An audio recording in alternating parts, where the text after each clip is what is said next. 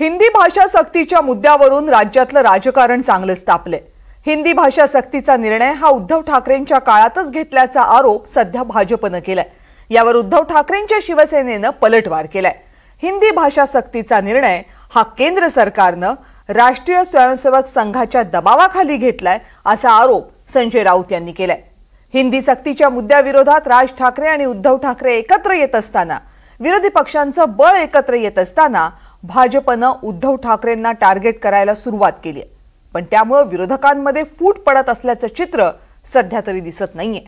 पण हिंदी सक्तीच्या मुद्द्यावर अजित पवारांची राष्ट्रवादी ही सरकारसोबत नाहीये, त्यामुळे या मुद्द्यावर महायुतीची मात्र कोंडी होण्याची शक्यता दिसते।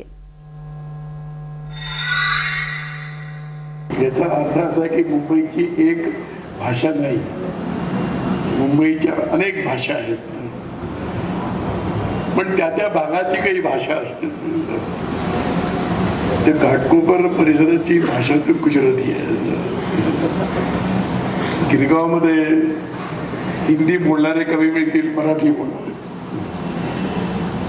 त्यामुळे मुंबई सोपं आहे की येणाऱ्या माणसाला मराठी शिकलं पाहिजे असं नाही।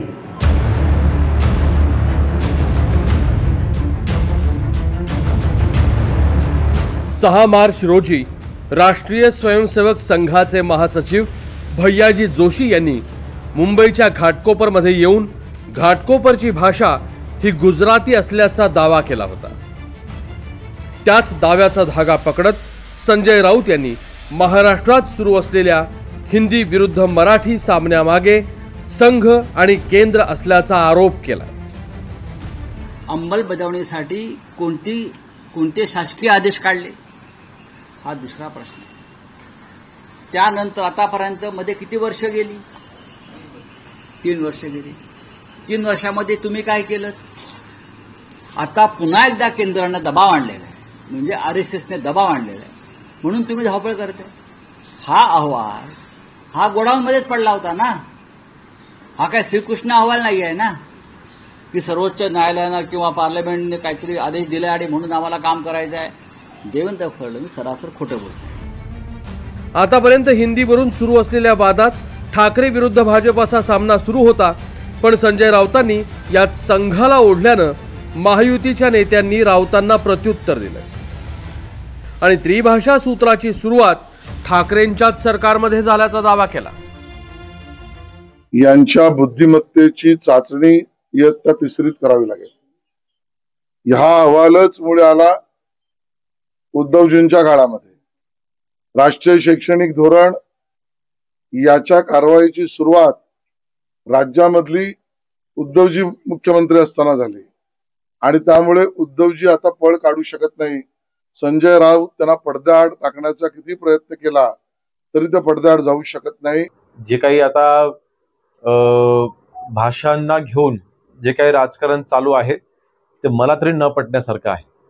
आमच्या सरकारने भूमिका स्पष्टपणे जाहीर केलेली आहे की मराठी ही भाषाच आपल्यासाठी प्राधान्य भाषा आहे। मराठी ही भाषाच कंपल्सरी केली गेलेली आहे, ती अनिवार्य आहे। प्रत्येक शाळेने मराठी भाषा शिकवणच आहे। हिंदी भाषेला कुठलंही आपण कंपल्शन टाकलेलं नाही, हिंदी भाषेची सक्ती आपण कुठेही केलेली नाही। ही वारंवार घोषणा माननीय मुख्यमंत्री महोदयांनी देखील केलेली आहे। आता 2020-21 मध्ये कोण होतं? ती समिती, तो अहवाल कोण होतंय? मी तुम्हाला मंत्रिमंडळ दाखवलं ना, अहवाल दाखवला।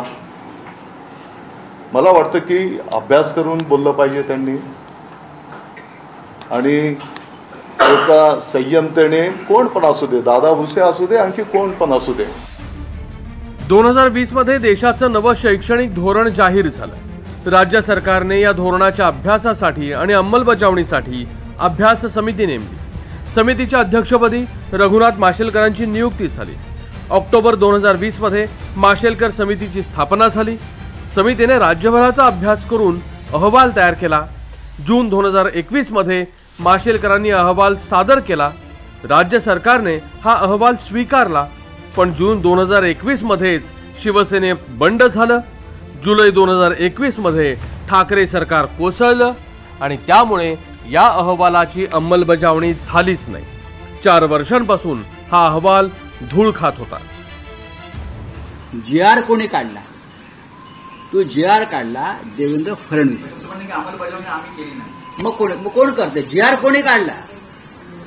सरकारी अध्यादेश कोणी काढला? हे बघा, राष्ट्रीय शैक्षणिक धोरण 2020 संदर्भात स्थापन केलेल्या डॉक्टर रघुनाथ माशेलकर समितीच्या कार्यगटाचा अहवाल बरं का मंत्रिमंडळाच्या बैठकीत सादर करण्यात आला। त्यावर त्या धोरणाच्या अंमलबजावणीसाठी मुख्यमंत्र्यांच्या अध्यक्षतेखाली कार्यगट स्थापन करणार असल्याचा निर्णय घेण्यात आला। राईट, या धोरणाची अंमलबजावणी करण्याच्या अनुषंगाने केलेली नाही। तिकडे दोन्ही ठाकरेंनी 5 जुलै रोजी होणाऱ्या मोर्चाची जोरदार तयारी सुरू केली। आज मनसेनं मुंबईतल्या लोकलमध्ये प्रवास करून प्रत्येक प्रवाशाला या मोर्चात सामील होण्याचं आवाहन केलं। आज ज्या पद्धतीने मराठीची गळचेपी करण्याचा प्रयत्न होतोय, हिंदी भाषेची सक्ती करण्याचा प्रयत्न होतोय, याच्या विरोधात, या हिंदी सक्तीच्या विरोधात 5 जुलैला आपण जो मोर्चा काढतोय, त्या मोर्चामध्ये सर्व मराठी माणसांनी त्या मोर्चामध्ये सहभागी व्हावं यासाठी आवाहन करण्यासाठी आज आम्ही ट्रेनमधून फिरतो। दुसरीकडे या मोर्चात आता विरोधकही सामील होऊ लागले। राष्ट्रवादी शरद पवार गटानं या मोर्चाला जाहीर पाठिंबा दिला आहे। नाही, हा एक आमच्या सगळ्यांसाठी एक अतिशय महत्त्वाचा आणि सामाजिक प्रश्न आहे। हा काही राजकीय विषयच नाही आहे। भाषा शिक्षण हे विषय खूप गांभीर्याने घ्यायचे असतात आणि त्यातले जे तज्ज्ञ आहेत त्या तज्ज्ञांचं मार्गदर्शन घेऊन आपण पुढे गेलं पाहिजे। लहान मुलांनी अनेक वर्ष म्हणजे आता तुम्ही कशात शिकला मला माहिती नाही, पण मी SSC आहे आणि SSC बोर्ड हा एक अत्यंत उत्तम बोर्ड देशातलं म्हणून ओळखलं जातं आणि त्याच्यात एवढे मोठे बदल करून ज्या पद्धतीने लादल्या जात आहेत गोष्टी ज्या दुसऱ्या कुठलंच राज्य करत नाही, मग दुसरी राज्य करत नाही, मग महाराष्ट्राला काय एवढ्या आग्रहाची भूमिका घेते हे मला समजत नाही। त्यांची मातृभाषा आहे ती तर पहिलीपासून आलीच पाहिजे, त्याच्याबद्दल दुमत नाही।